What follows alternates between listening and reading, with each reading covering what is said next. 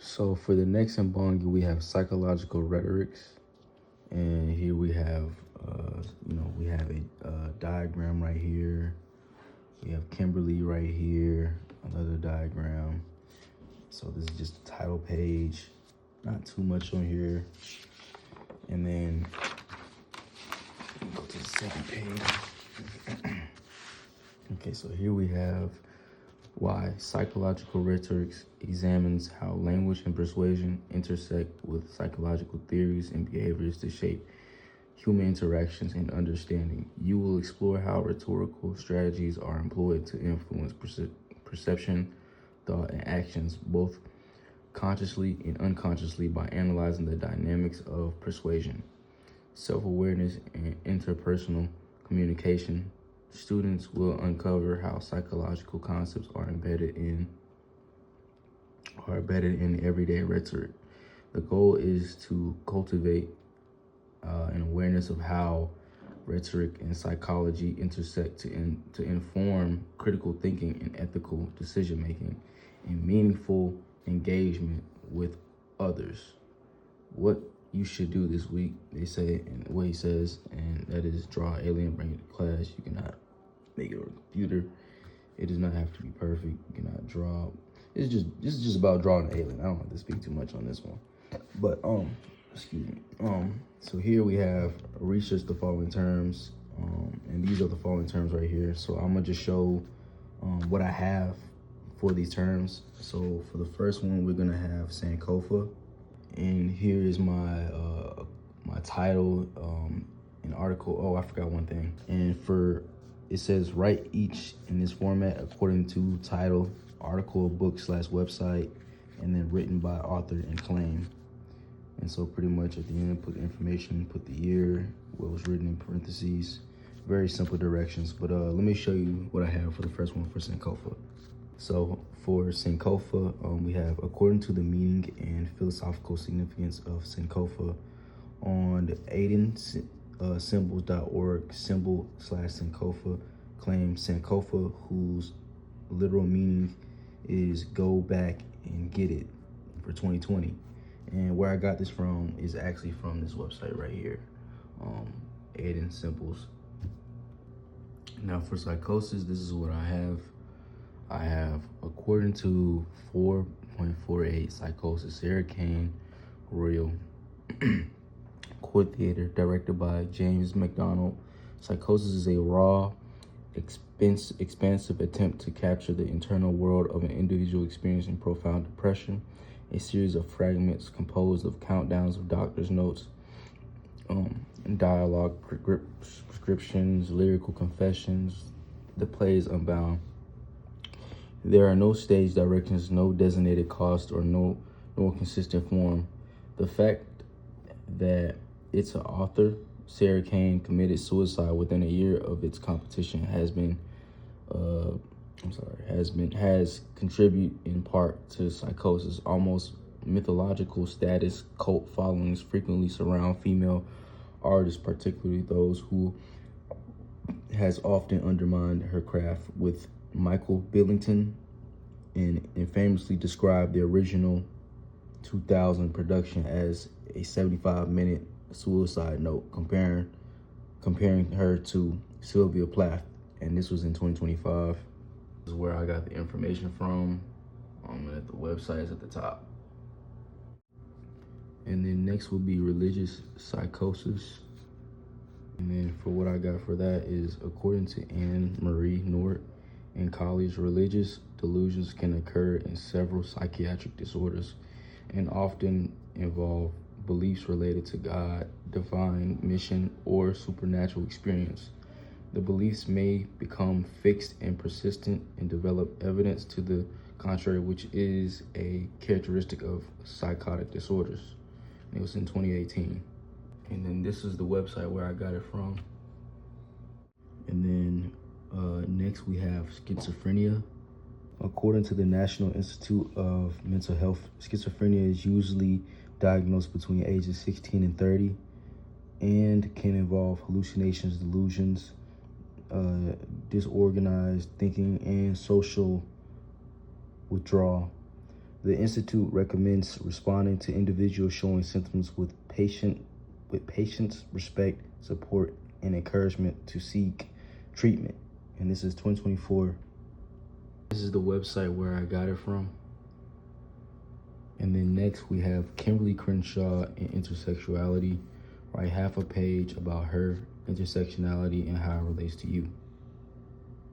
Kimberly Crenshaw is an advocate who developed the theory of intersectionality in 1989. Intersectionality explains how social identities like race and gender can overlap and influence a person's experiences in society. The well theory relates to my life as a Black African American growing up in Montgomery, Alabama, and later moving to Georgia. I have dealt with stereotypes associated with being a Black man. Intersectionality helps me understand my experiences that shaped my identities and characteristic.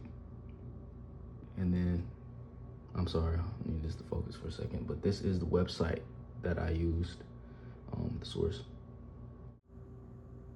And then next we got Southern Strategy.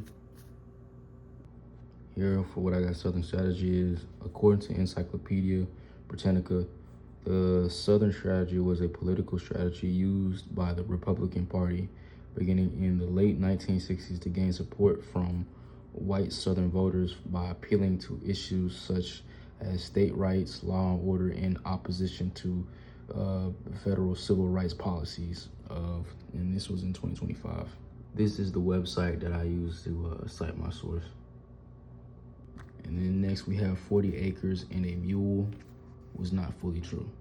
So for 40 Acres and a Mule, I have, according to historian Henry Louis Gates Jr., the phrase 40 acres and a mule is only partially accurate because General William T. Sherman's Special Field Order Number 15 temporarily set aside land for some formerly enslaved families, but the policies was later reversed by President Andrew Johnson, and most freed people never received or kept the promised land. And then the title, The Truth Behind 40 Acres and a Mule, PBS 2013. And this right here is the website where I got it from, where I got the source from. Next is gonna be Maslow's hierarchy. According to Maslow's hierarchy of needs in nursing practice, a website article writing by the Nursing Times editorial team, Maslow's hierarchy of needs is used in healthcare settings to help nurses prioritize patient care by addressing basic psychological and safety needs before focusing on higher level psychological and self-fulfillment needs. And it said the date right here is 2025. And then here's where I got the source for that. All right, so next I got anthropocentrism versus anthropocentrism. And it is, anthropocentrism is the belief that humans are the most important beings. According to Encyclopedia Britannica, nature primarily has value because of its usefulness to people. And it says 2025. And then this is the site that I use for my source. And then according to Britannica, ecocentrism is the view that all living organisms and ecosystems have intrinsic value and should be protected regardless of their usefulness to humans. This is 2025. And this is also my site for my source for this one. Next is Id, ego, and superego. This is going to be very familiar in Bongi. According to Sigmund Freud's theory of personality, the I is driven by instinctive desires. The ego makes rational decisions by balancing reality with those desires, and the superego represents standards and ideals. And this is from McLeod 2025. And this is the source or the website that I use for this. next is the visible spectrum. What can be seen with the human eye? According to the National Aeronautics and Space Administration, the visible spectrum is the portion of the electromagnetic spectrum that is visible to the human eye and includes wavelengths ranging from approximately 380 to 700 nanometers. And this is in 2023. And then right here is the website that I use for my source. And then next we have gaslighting. According to What is Gaslighting, a website article written by Alison Powell, gaslighting is a form of emotional abuse that occurs when one person manipulates another in doubting their memories, thoughts, and understanding of events in order to gain control and power. This is in 2024. And then here is the website that I use for gaslighting. And then next we got being a critical thinker versus being a contrarian. According to Critically Thinking versus Contrarian Thinking, a website article published by the Harvard Division of Continuing Education, critical thinking is the ability to analyze information carefully, evaluate evidence, and form reasoned conclusions while I apologize. It continues on the next page. Thinking involves opposing ideas primarily for the sake of disagreement rather than evidence-based reasoning. And then it says right here for 2026. And then here's the website that I use for it. Now, next we have Who Are You? And then here I wrote, I am Jonathan Ford, a young 22 African-American Christian male going on my journey of becoming the best version of myself and looking to pursue a career in healthcare. There were times where I thought I couldn't help myself out when I was trying to figure out who I am, but me learning how to be empathetic towards people genuinely helps my situation. I've had a lot of experiences that I have shared the way I am, even through adversity like racism, judgment among family, racism, and then judgment among family and peers and self-doubt. But I did not let any of that deter me from my path of becoming a successful man. If I were to say who I truly am, I would say I am resilient. And with this particular term, who am I? I don't have research for that. Like, I don't have anything. Of course, there's the identity map, but that's not necessarily what has to do with the Mbangi. So I'm gonna just leave this at that.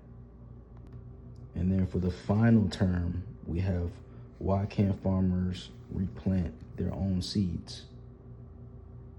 And for right here, we got, according to Why Can't Farmers Just Save Their Own Seeds, a website article published by the University of California Agriculture and Natural Resource, many modern crops are hybrid or planted varieties that do not reliably produce the same traits in their seeds, and some cases legal restrictions also prevent farmers from saving and replanting seeds in 2025. And then this is where I got the source. So now that we're done with that part, for the terminology and the research, here we have id, ego, superego, and this is pretty much like an understanding of, this is pretty much an understanding of, the differences between these three and understanding these three. It's pretty like self-explanatory. Like, id would be like the devil on your shoulder, superego would be like the angel on your wing, on your shoulder, and then ego could just be like you. So ego mediated between your id and reality, and then the other one is primitive instincts and desires, and superego is more conscience and ideals. And then we even got more over here. We got the basic idea is that the id and superego must be satisfied. So your ego attempts to fill the needs of both by compromising with them. And then here we have an example of id and superego and ego. When the scale is out of balance, the id and superego has a conflict, and it is the ego that must try to mediate between the two and find some sort of common. It's kind of like good and bad. Like, you gotta have a certain balance between the two. Too much bad leads to less good, and that can be bad between the two because there's, like they said, there's conflict. And then over here we actually have another diagram: conscious, unconscious, ego, superego, and then I. And this is Freud's iceberg model: unconscious and conscious, conscious mind and unconscious mind. And this is actually really, really, really similar to what's going on in people's heads, because everybody has this. And then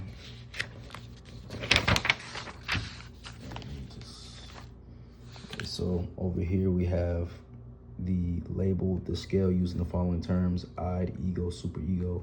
Use lines below to justify how you labeled and why you think I chose a scale. Cite your source in APA format and use in-text citations in a reference list entry. So for starters, how I did this was I wrote id, ego, superego, and I pretty much got this example from the previous page that we just had. And then over here we have you choose scale because it is a representation of balance. Without balance between all three terms, there can be conflict between them, which is true. According to some remarks on the balance as a symbol, article written by Eric Robbins, the balance scale has long been used as a symbol of justice, fairness, and judgment because